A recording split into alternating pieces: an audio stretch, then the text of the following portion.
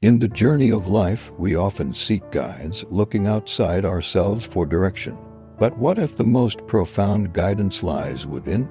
This is the path of self-trust, an awakening to the teacher, the leader, the sage that resides in your own soul.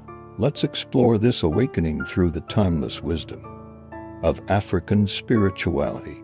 In the heart of Igbo culture lies the concept of Kai, your personal spirit, a divine guardian that journeys with you from birth. It is said, Oniko Kayako, if a person agrees, their Kai agrees. This powerful proverb teaches us that we are co-creators of our destiny.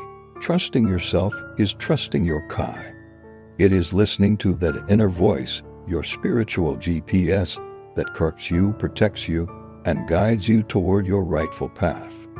To awaken is to align with this divine essence. From the Akan people of Ghana comes the understanding of Kra and Sunsum. The Kra is the divine spark, the very soul given by the Creator, Nyam, that contains your destiny.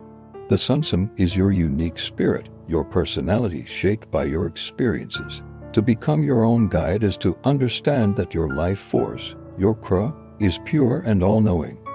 By looking inward, past the noise of the world, you connect with this divine origin, allowing it to illuminate your path and shape your Sunsum with purpose and clarity.